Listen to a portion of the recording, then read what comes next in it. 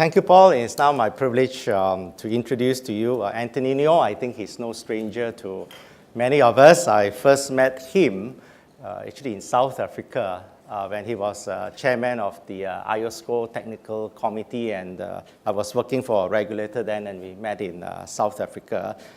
He's very well known in the regulatory circle. He was formerly chairman of the SFC here in Hong Kong. He was also the chief advisor to CSRC in China, and he's regularly lectures and has also contributed to the academic work in Asia Pacific as well. And he's been talking about writing a book on the history of financial accounting, which I think a lot of us has interest in. So I'm going to ask him what language he's going to write that in, because he speaks something like 9 languages if you include the dialects. With that, we are happy to have him here, and he's going to be talking about not just about China and Hong Kong as in your slides. He will talk about emerging trends in investor protection, and I hope he will speak to us in English. Thank you, Kalun, and good morning, ladies and gentlemen. It is said that those who stand high can expect, in fact, the chilliest winds. Which is why I'm not standing on that podium. In fact, it's been taken away. But it is also said that those who are capable of doing good, if they desist, those who do evil will prevail. And which is why I think today we have, of course, the results of the survey of the CFA. It's a very interesting survey. And it shows, of course, a fundamental issue, which is the public trust in the financial industry. And the question, of course, always will be with any industry, not only just the financial industry, it is with government, it is with the legal profession, with any service industry. How do you actually gain trust? Now, that can only be done, in fact, if we try always to critically look at the way that we do things and to communicate, in fact, the essential philosophies of what we do to those that we serve. Which is why I hope today, in fact, in this presentation, which I first of all will apologize, will be a little bit long. I will try to lay the context to understand, against which we can understand, the emerging trends in investor protection, and why, in fact, there are so many different approaches which are now converging. But nonetheless, with different legal systems and different ways of doing things, we still have a long way to go. But first of all, let me go to the first slide, just to lay out the challenges. And could I have the first slide, please? Oh, I see. I have to do this myself. Okay. Well, now, first of all, let me first of all say that there are, in fact, quite a lot of materials that I will be referring to in this presentation. The materials, in fact, will be uploaded, I am told, in the website so that you could have a look at them. There's quite a fair bit. It's taken me some time to collect them. They're all, in fact, available on the internet. It's just a question of sort of doing some work surfing to get them. But I think it would be worthwhile if you have a look at that. So I will race through some of these materials on the assumption that you might be sufficiently interested to go to the underlying materials later on. Now, first of all, I'd like to just say that really, in the light of the financial crisis, a number of challenges, in fact, have been really laid before us, as no doubt Paul's survey has shown you, that financial regulation is no longer really relegated to a bunch of regulators, but in fact, it is at the top of the political agenda, which is why it's always, in fact, a subject matter of discussion in the G20. They've got a financial stability board, which of course reports to the G20 leaders, which comprises, of course, as you well know, in fact, the major economies of the world. They probably cover, between them, probably about 80% of the GDP of the world. There is also, because of the soul-searching and the global discussion over the last at least 10 years, I would think, and the financial crisis has speeded that up, is the convergence of financial regulatory concepts. And you find that, in fact, not only in securities, in insurance, in banking, any kind of financial services. In fact, the concepts, in fact, are converging into a template, which I would try to lay before you. You may disagree with me, but that's how I see it. And the third is that there is also a convergence of accounting and financial reporting concepts, which are now converging with regulatory concepts. One of the real issues about accounting is that until very recently, it's been considered to be a report, financial reports are considered to be financial reports of events which have occurred. A balance sheet is stated to be, in fact, the balance sheet asset, the data reporting. Which is why fundamentally it's been regarded as a historical document. And measures of assets and liabilities and measures of cash flow and so on have been based, in fact, on historical events. The question then would be for regulators is that you have to be prospective. In other words, you have to be able to look at the future and see what are the expectations of the future, which you need to actually put into your present valuation. Your present measures of assets and liabilities. And this, of course, presents a tremendous challenge, which people in accounting, company CFOs, auditors, and people who do accounting standards have to meet, is that how do you actually put a concept of the future into a concept of valuation of the present? And of course, you all do sort of present value valuations, IRRs, and so on. Now, a lot of that, in fact, is now getting into accounting standards. If you look at the exposure drafts of the IASB, that's International Accounting Standards Board, you'll find, in fact, a lot of financial mathematics, in fact, now getting into the exposure drafts. And we will see that as a continuing trend, which is a question of how do you measure, in fact, a dynamic situation, in fact, against a set of reports which shows you, in fact, a photograph of the present. And which is very, very interesting, which actually sort of challenges, in fact, a lot of ways of reporting. Maybe they'll have to, accountants and CFOs will have to take a page from Ang Lee, for example, the way that he did, of course, the story of pi. Now, a lot of metaphors have been put into this, and these are not metaphors which you don't understand. The reason why he got his Academy Award was that he actually used metaphors which everybody could understand. And that's really the challenge, in fact, which all of us who work in the financial industry or in any service industry, in fact, will have to confront, is how do you communicate, in fact, a dynamic situation or an expectation of the future to the present. Now, which brings me to the second question, which is that the political agenda and the regulatory agenda have now converged. And the political agenda is driving, in fact, the regulatory agenda. With a lot of potential, in fact, misunderstandings. But this is actually the nub of the question. Because regulators always say that the politicians don't understand them, and they are looking for a short-term political gain, namely votes. But then the politicians are saying, you regulators have been sitting, in fact, in your own offices, using your own concepts, which you have not communicated to us. We don't fully understand you. Sure as hell, we're going to regulate you regulators. Now, this is why, in fact, we have, in fact, legislation around the world. The most, of course, fundamental of which has been seen in the Dodd-Frank Act. Now, this is a very, very interesting act. It's well-nigh impossible to understand. It's got 2,000-odd articles, all of which cross-reference, in fact, nearly all, cross-reference to other pieces of legislation. And the rulemaking, in fact, is still bogged down at the moment. In fact, in order to do the rulemaking for the Dodd-Frank Act, in fact, the various agencies, including, of course, the Treasury, the Fed, the SEC, many state organizations have to actually get together and work out a protocol for the rulemaking, of the FDIC, for example. So this has been bogged down, much less than, probably something about 30% of the rulemaking, which is required under the Dodd-Frank Act, has been made. Some of these have been challenged in the courts. In fact, one of these have been particularly the proxy rules, for example, which were issued by the SEC, were challenged in the courts successfully. And we will see more and more challenges in the future.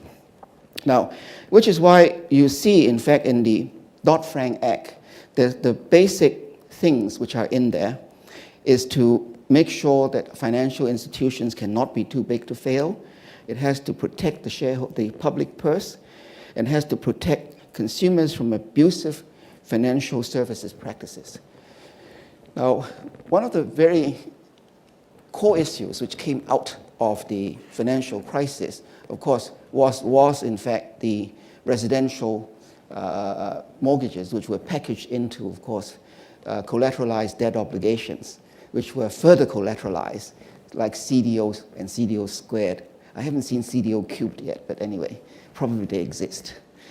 And as a result, you'll find that consumer protection is very much, in fact, at the center of a lot of these political as well as regulatory advances. I would call this an advance. I think that is probably properly called an advance that has come out of the politics and the regulatory changes in the past few years. But one of the basic things which the Dodd-Frank Act has come up with, and it has reverberated around the world without a doubt, which is why I started with the Dodd-Frank Act in the US, is the need for systemic coordination, which every nation, in fact every market, has now tried to do. And in the US, of course, it is the Financial Services Oversight Council, which actually tries to identify among market movements. But one important thing is that they try to identify what, in fact, is a systemically important financial institution. And that institution which, if it somehow collapses, in fact, brings everybody down with them. One of the lessons, of course, which was learned is that when Lehman's went down, in fact, nobody thought that it would actually bring everybody else down. But actually, it did. It brought, in fact, of course, the CDSs to actually, the spreads in the CDSs to go very wide. And as a result, of course, as you well know, the AIG had margins calls on them which they could not pay, and the government had to come in. Otherwise, the whole market crashes. Now, which is why every market now tries to identify what is a systemically important financial institution. It is not restricted to banks. It could be insurance companies, it could be asset management firms, hedge funds, but principally banks. Because now they have globally important, systemically important financial institutions called G-SIFIs. And there are 28. They're mainly banks at the moment around the world, 28 of those which the G20, actually through the Financial Stability Board, has identified. The other thing which is important, in fact, is the realization that financial institutions cannot be all things to all people, particularly to themselves. Because a lot of trading, a lot of profits which these banks, and a lot of the leverage which these financial institutions have been able to build up has been the result, of course, of leveraged trading for their own book. And as a result of that, in fact, the thing called the Volcker rule has come in. Nobody's been able to work out, in fact, what is proprietary trading and what, in fact, is a treasury operation. And as a result of which, of course, the whole thing got bogged down. It is still bogged down at the moment. But then the Brits, in fact, have come up with another thing, which is, in fact, banks, in fact, now should bifurcate.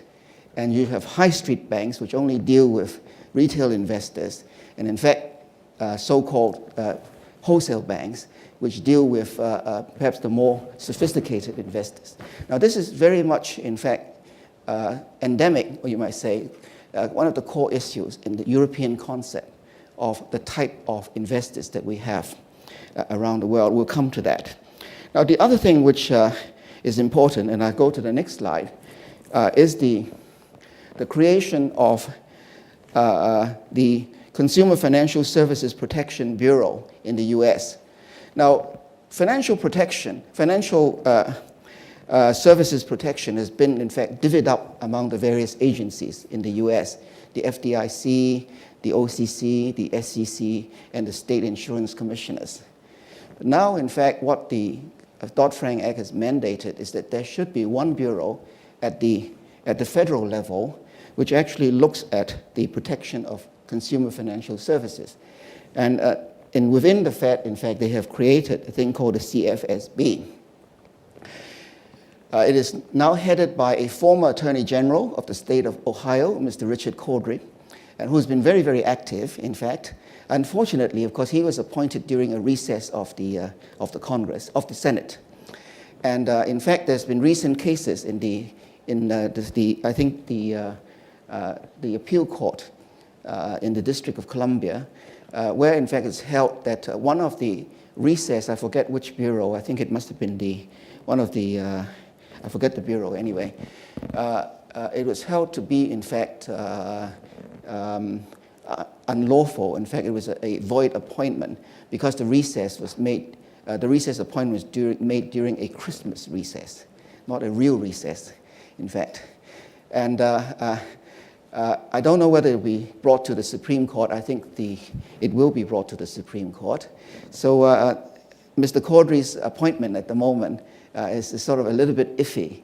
But then he's done great work, and he has, in fact, begun to investigate and to examine financial institutions, which is not to say that other agencies have no work in that respect.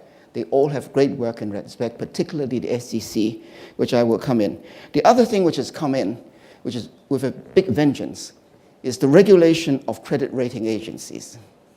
Now, you will find that every jurisdiction now, you will find credit agencies being regulated.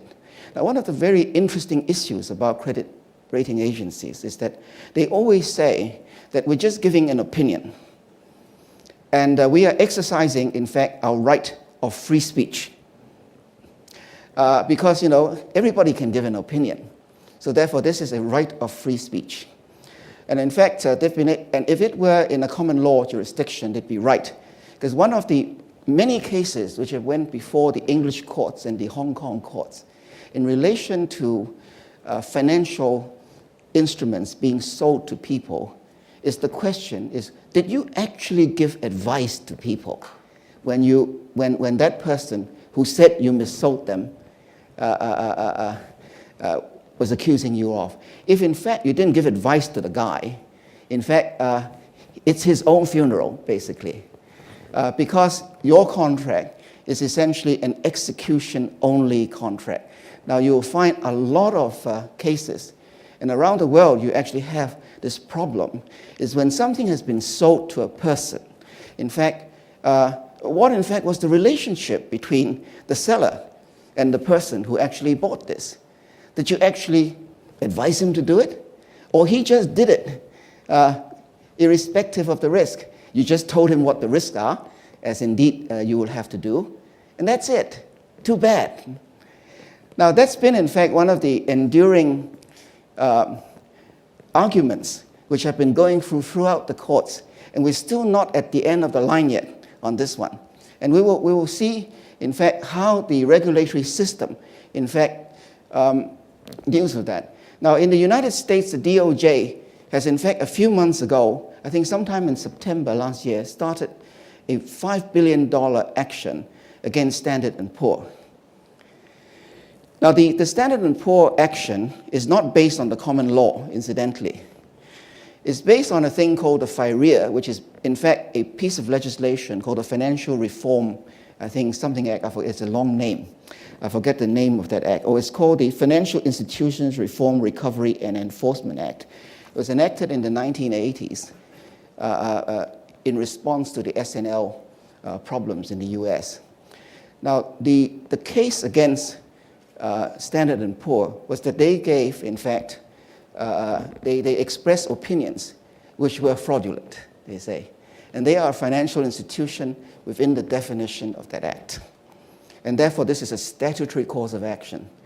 Now, you'll find, in fact, in many jurisdictions around the world, the way that regulators and governments, and indeed, in fact, private individuals have been able to get at, in fact, people who missold product to them is through statutory causes of action. In other words, there is some act, some statute within their jurisdiction that they could actually latch on. The common law has not been very good, in fact, in helping people. And in a moment, I will tell you why the common law has not been very good. The common law has this basic idea. It is this Latin word called caveat emptor.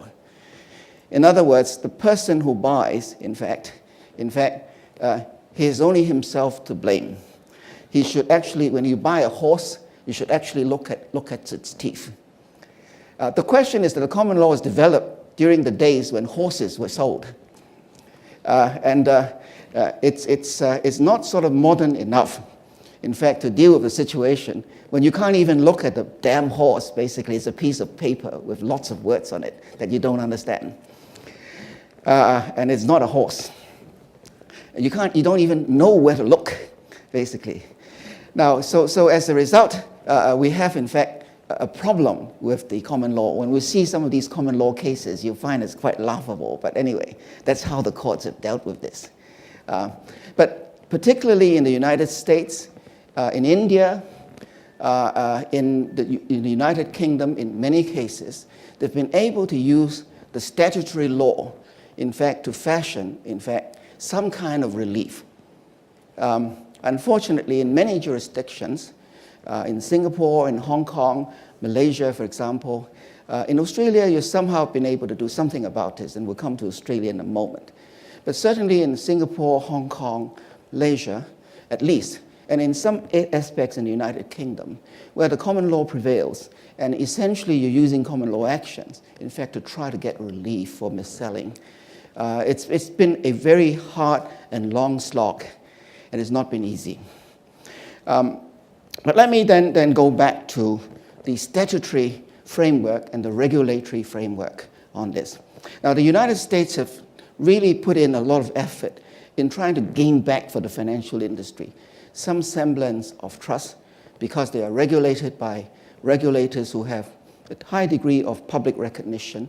Mr. Richard Cordray himself was an Attorney General for Ohio. Now, he was one of the principal people who fashioned, in fact, the 25-state litigation against the major banks in the US for what they call mortgagegate.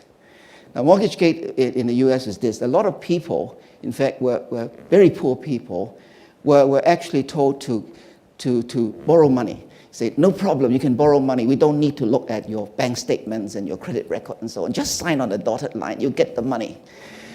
And they signed. And of course, they find that they couldn't pay after a while because interest rates have gone up and so on. And the question then is, the banks began to actually then foreclose. But by that time, the banks, of course, couldn't foreclose. The banks have sold off all the mortgages to these guys who bought the CDOs. And the guys who bought the CDOs said, yeah, I bought the CDOs, so where's the mortgage document? Couldn't find it. They haven't even signed mortgage documents, basically. They haven't signed deeds of mortgage and so on. Or if they did, it's all lost. So what they did was that all these guys who tried to enforce this through the state courts in the US then say, oh, I actually have the mortgage deed. When they were challenged, they produce it. They can't produce it. And as a result, in fact, and there were many, many states where in fact, the courts have thrown out these mortgages. Not only that, they were charging these people with perjury because they, you said you have a contract, you have a mortgage deed, you haven't got it. Where is it? You can't actually put in an affidavit to say you've got it. So the attorney generals of the 25 states, in fact, then began to start an action in the federal court, a class action in the federal courts against five banks, five of the major banks, and they settled. I think it was a $5 billion settlement. The money, I don't know how the money has gone. Usually in class action, the court would administer the way in which, in fact, settlement monies will be distributed or used. I haven't got news on that. Maybe people who come from the US will give us some news on that. But that's now. Mr. Cordray was one of the principal actors in this. So he has a lot of public recognition. The other people in the SEC, and also, of course, in the FDIC, the OCC, and so on. Generally people with sufficient. Mr. Bernanke, of course, himself has a lot of public recognition. So, in fact, the US, in fact, is making quite a lot of headway into financial regulation. Now, the other thing is this, is that there's a lot of accountability now required of financial regulators. You see a lot on TV, the financial regulators appearing before Parliament, before Congress in the US, before the Senate, and so on, for hearings. You'll find a lot of this. And politicians themselves are also being held to account, which is all very good. Now, then the UK is also really going in this direction. And of course, after the financial crisis, they have a report from the Independent Banking Commission. And the government then published a paper which in effect ended up with this. Last year in December, just a few months ago, 3 months ago, the United Kingdom government in fact passed an act which received the royal assent, which actually divided up the regulatory system into essentially what we call the Twin Peaks system, which is the central bank will be the systematic coordinator. Then there will be a prudential regulator who actually does banks and insurance companies with their prudential regulation, and then a financial conduct authority, which of course the previous chief executive of SEC, Mr. Martin Wheatley, will actually be heading. Now, so they have now essentially an Australian type Twin Peaks system, and many countries are now looking at this Twin Peaks system rather than one FSA system. China itself has been looking into what kind of system that you have. There's been, in fact, a working committee at the State Council for a few years. They couldn't quite decide. And I would think in due course, they might move to a Twin Peaks system as well. Probably then there will be a market conduct regulator and then a prudential regulator. But that would be a few years from now rather than right away. And the reason actually is very simple.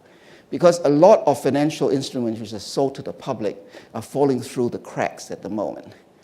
A lot of instruments are sold through trust companies, while in effect wealth management instruments.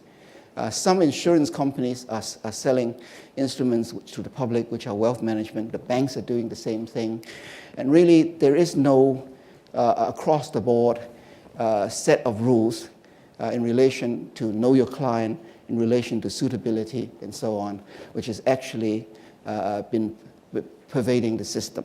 So each regulator looks at the thing by themselves, which is not very good at the moment. The CBRC, in fact, has done an examination last year of all the banks, as well as some of the trust companies of the wealth management products. And in December, they issued a guidance note, in fact, to say that really you have to be very careful. And they set out, in fact, know your client suitability standards and so on, which are very standard around the world. It follows the world template. The question would be whether the major banks may well be able to do this. The smaller banks will find it very difficult. The trust companies, in fact, will find it even more difficult because a lot of the products that they have sold to the public, in fact, contains quite a high degree of leverage, which people don't understand. So we have a problem in China at the moment. In fact, it could be quite a big problem. So people who actually buy wealth management products should be advised to look at the fine print very carefully. One of the big issues, in fact, throughout Asia at the moment is that there is no, and indeed in the United States or Britain or in Europe, is in fact not a very clear mandate that you must separate financial advice from execution. Because the banks are very powerful and they say that, oh, you know, we really don't want the business to go elsewhere. We want the business to stay within our institution.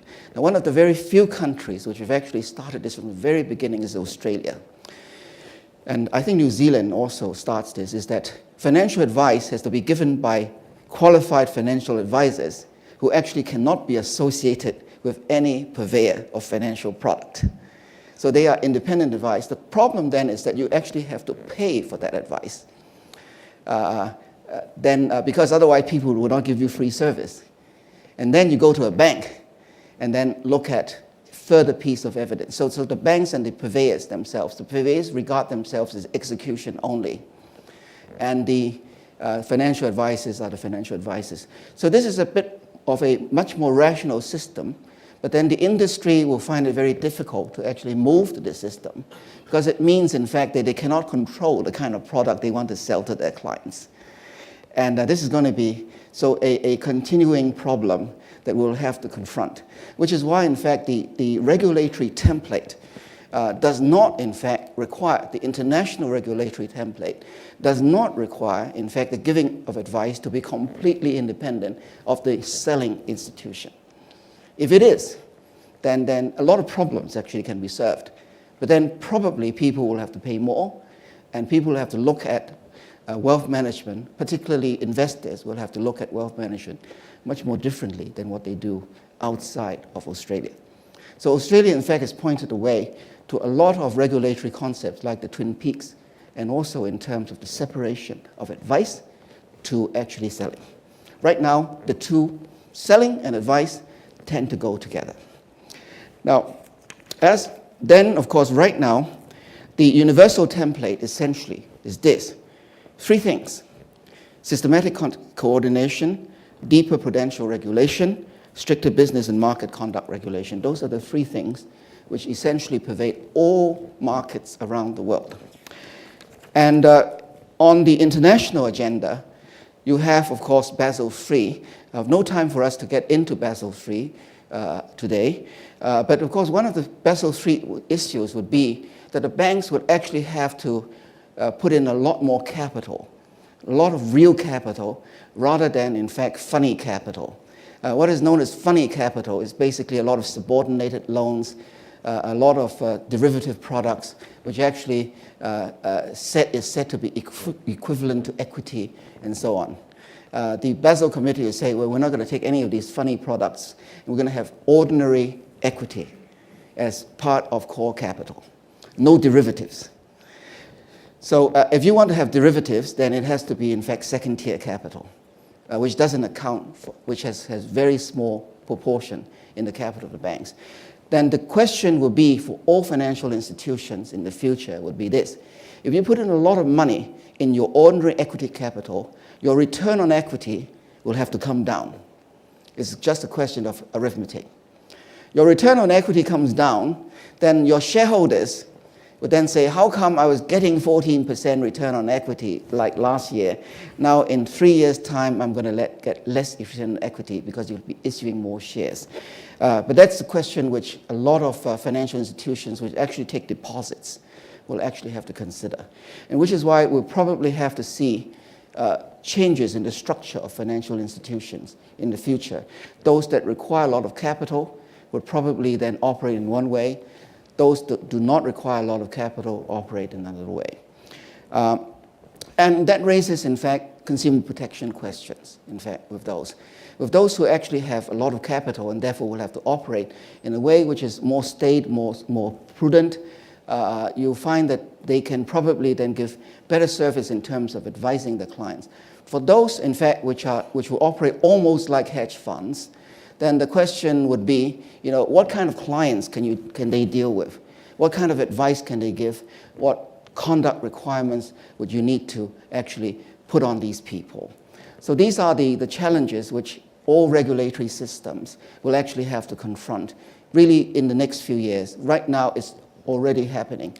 If, in fact, the European banks cannot raise more capital, in fact, or find it very difficult, they will probably have to, in fact, divide up, almost go the way of the IBC, which is high street banks, wholesale banks. Now, wholesale banks probably then would have less requirement for capital. But then, because they have systemic issues involved with them, then there could be other requirements of them, much more reporting requirements and so on.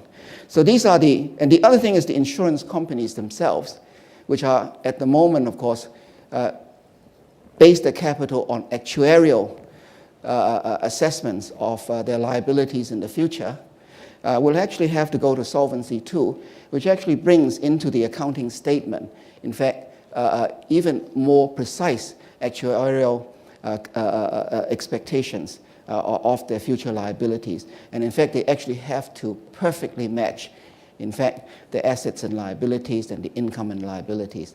These are tremendous challenges. And that also brings in investor protection questions, is that if they actually try to cut corners in relation to their capital and their internal risk management, are they going to cut corners in relation to their compliance? This is a real issue because compliance costs money, risk management costs money. And many banks and financial institutions say, you don't actually see, in fact, risk management as being a profit center. But in fact, they are profit centers if you look at it another way. But actually, a lot of people don't regard them as profit centers, which I would argue is wrong. But anyway, a lot of people don't.